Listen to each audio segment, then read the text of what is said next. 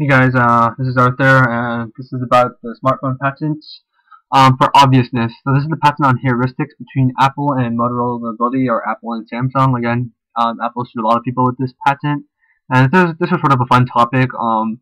This is a really big patent, and inside there's definitely a lot of things that can be considered trivial or obvious. So I'll talk about that first, and after that I'll talk about the obvious patents in relationship to prior art. Okay, so first I want to bring up this small section here, this paragraph.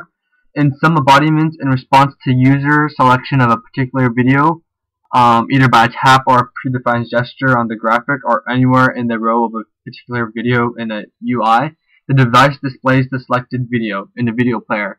In some embodiments, the device automatically displays the video in landscape mode on the touchscreen rather than portrait mode to increase the size of the image on the touchscreen. So there's sort of two important things here. One, it says that when the user selects a particular video, the device will display the selected video in the video player user interface. And this seems obvious to me because how else would you display the video? Yeah, there's definitely no other way.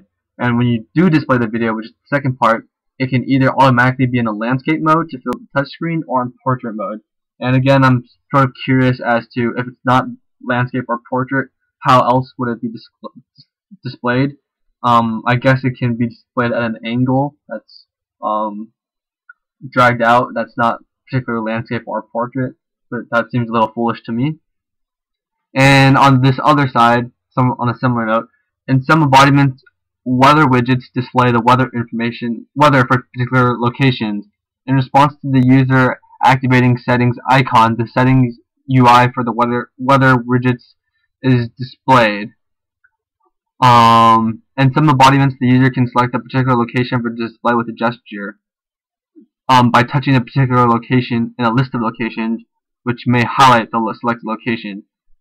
Okay, so again, seems obvious to me. It's basically saying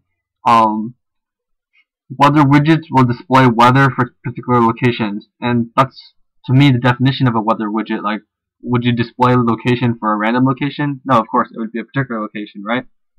And also, it also says that in response to user activated settings icon, when you click it by a finger tap, I guess it could be a toe tap, I guess, for fun. Well, when you click the settings for the weather, the settings will come up. The weather widget settings display will come up. And again, that seems completely obvious to me. If you click the settings for the weather widget, you're not expecting some game to pop up or some browser to pop up. So that's that for this is this screen is the patent, by the way. It's 362 pages of patents, and some are obvious, some are not. I just sort of listed the obvious ones. There's like hundreds of them, by the way. And here we go for I'll just read off this. This is Potter-Foss patent. Note that a prior art contention doesn't have to cover exactly what the challenge patent does. It can be close enough to render the patent in question obvious, or it could be part of a prior art combination over which the relevant patent may be obvious. So it's basically saying that to us, when something is obvious, it's because we think it's trivial, that it's like self-explanatory. Well, in the patent world, what I'm getting from this is that if there's prior art, that prior art becomes a standard now. So that can become self-explanatory if there's prior art. So, so one of the things that Motorola said about Apple is that, in quotation marks, in fact, much of the art Motorola has identified was discovered when Apple's allegations against Android recently came to light to the general public, and numerous individuals in the relevant technical fields wrote about prior art invalidating Apple's patents, meaning when Apple claimed that there was some sort of infringement, well, in light of prior art, Apple's patents themselves were considered obvious, and thus you can throw out Apple's claims against Motorola. And that's it for this week. Thank you guys for listening.